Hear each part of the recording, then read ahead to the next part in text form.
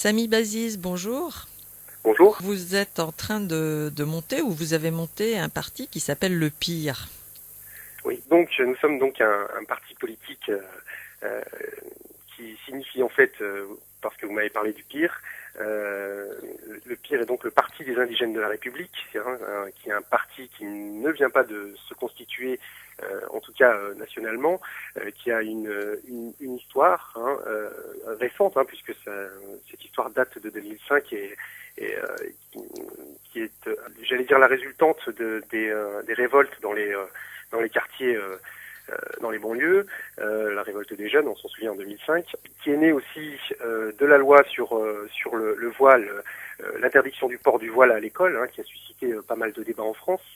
Alors c'est un parti politique, comme son nom l'indique, qui en fait combat le racisme, qui lutte au quotidien dans un premier temps, mais bon, on sait bien que ça ne suffit pas et on n'est pas une association, donc on pense que le racisme à ce titre n'est pas une affaire entre les individus, ce n'est pas une affaire d'individu à individu, ce n'est pas une affaire où il y aurait des bons et des méchants, mais que le racisme émane bel et bien d'un système, donc qui est issu de l'histoire coloniale, de ce que nous nommons le continuum colonial.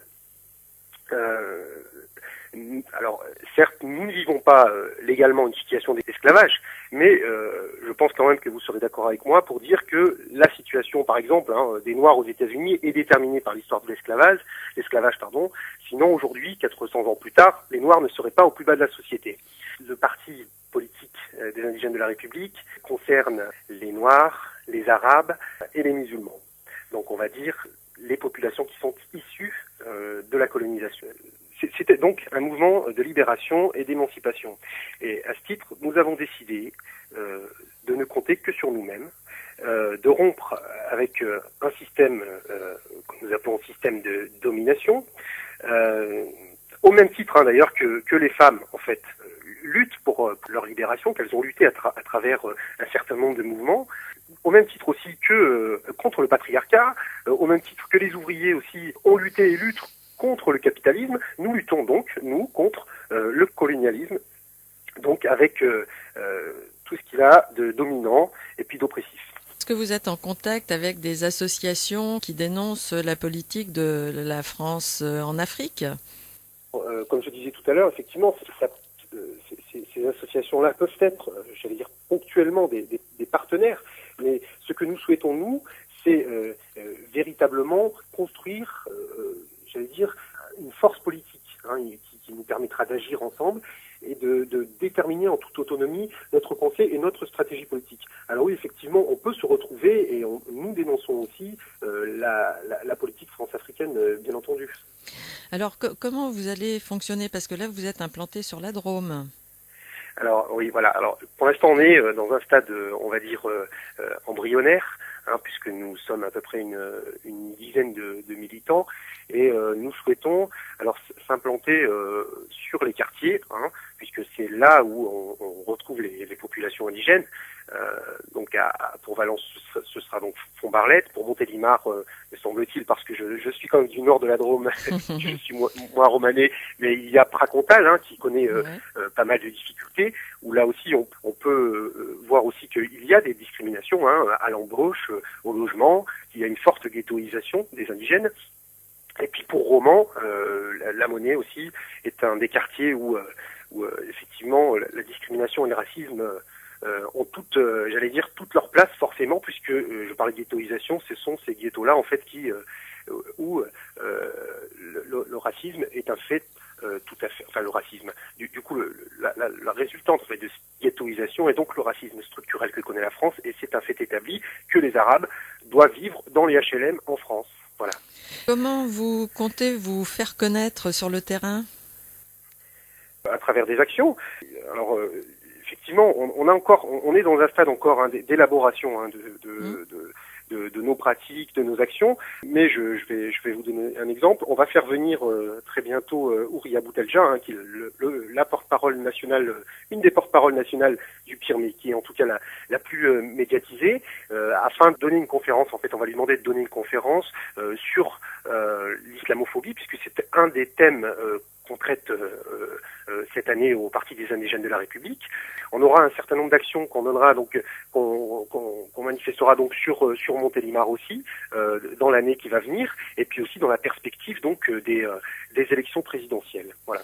De 2012. Comment vous comptez faire? Dans un premier temps, vous utilisez les médias, les conférences de presse pour vous faire connaître?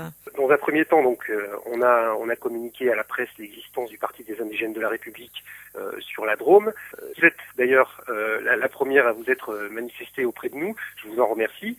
Et puis donc il y aura une conférence donc en ce sens mercredi donc demain donc à 19h à Valence.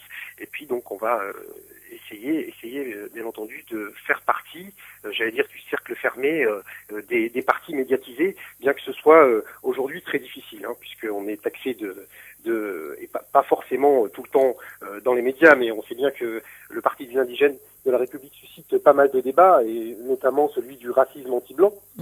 Ce débat-là sur le racisme anti-blanc, c'est à mon sens une grosse imposture. Alors, il est vrai, parce qu'on pense qu'il y a des attitudes racistes qui traversent certains membres de la communauté noire, maghrébine, mais ce sont des attitudes. Mais le problème est que nous voulons traiter sur le même plan que le racisme anti-noir et anti-arabe ambiant. Or, ces derniers, c'est un système idéologique, fondé sur l'histoire de l'esclavage et du colonialisme, tandis que les attitudes racistes, en fait, qui traversent les communautés africaines et maghrébines, ne sont pas fondées sur une idéologie. Ce sont des racismes qui peuvent se produire par des discriminations envers les blancs, par exemple, mais on peut pas les placer sur le même plan. C'est là où je dis c'est une imposture, en fait. Est-ce que le but, c'est de monter les communautés les unes contre les autres, ou de convaincre les Français de souche de revoir et leur réaction viscérale mais culturelle malgré tout, c'est dicté par une culture vis-à-vis des indigènes de la République? Tout à fait, je crois que vous avez bien ciblé du coup la problématique, c'est que de l'autre part, nous revendiquons noirs et arabes, mais d'abord parce que c'est la République qui nous met dans cette situation-là. On part du constat qu'il existe des races, mais des races sociales, et j'insiste bien sur ce plan-là. Nous sommes un parti antiraciste. Donc, à notre sens, l'existence des races sociales, l'existence des races comme déterminisme, on va dire, elle ne doit pas exister. Mais seulement, il faut se rendre compte dans un premier temps, et c'est là où c'est difficile, c'est qu'il faut rompre avec un certain nombre de schémas, et notamment notamment le schéma républicain qui nous dit que tout le monde est à égalité. Tout le monde n'est pas à égalité. On n'est pas à égalité dans ce pays. Sinon, ça se saurait. Je vous parlais tout à l'heure de l'embauche, du logement, de la ghettoisation, des lois aussi qui sont discriminantes. Le foulard à l'école, le niqab, et puis on voit bien en ce moment, avec ce qui se passe, et Monsieur Claude Guéant qui dit que les Français auraient un sentiment de ne plus être chez eux. Je veux dire, on marche sur la tête, quoi. On marche littéralement sur la tête. Voilà, j'ai cité Guéant, mais je peux citer Monsieur Estrosi, Monsieur Sarkozy, bien sûr, en chef de file et puis en organisateur de cette pensée raciste qui traverse la droite. Et je m'arrête à la droite parce que je pourrais aussi dire que ça traverse pas mal de partis déjà. Monsieur Gérin du Parti communiste français, quand même, qui a lui lancé le débat sur la burqa dans un contexte raciste en Europe. Je veux dire par là que il y a quand même quelque chose dans ce pays qui ressemble au racisme, à l'islamophobie, et j'ai l'impression que personne ne s'en émeut, absolument personne. Alors, Samy Bazis, sur les quartiers de la Monnaie à Romans et de Font-Barlette à Valence, est-ce que vous savez à peu près le taux de chômage? Concernant le taux de chômage, alors il est de 40% plus élevé dans les cités, et notamment à Romans. Je crois que, si ma mémoire est exacte, les moins de 25 ans, il y a 75% de moins de 25 ans au chômage. Voilà. C'est énorme. Il n'y a pas de, j'allais dire, c'est pas un quartier qui échappe à la norme. Voilà. On est bien dans une dimension départementale et puis nationale. Est-ce que vous ne pensez pas que la discrimination positive, c'est une forme de racisme? Sur la discrimination positive, je suis toujours très partagé. C'est-à-dire que si l'on se fie finalement à la Bible républicaine, on dira qu'il ne faut pas de discrimination positive. Ça sous-entend le fait que tout le monde est à égalité. C'est absolument faux. Non, sauf intellectuellement. C'est-à-dire que c'est pas la race qui fait qu'il y a des gens plus intelligents que d'autres, plus doués pour les études que d'autres. C'est tout à fait cela. Voilà. Mais j'ai beaucoup de mal à penser que l'ensemble de nos concitoyens français, notamment pas mal d'employeurs, le pensent. Hein. Si vous voulez, la discrimination positive, c'est pas quelque chose auquel je suis attaché personnellement, parce que pour moi, ça dénonce un vrai malaise. En tout cas, nous pensons qu'il faut décoloniser en fait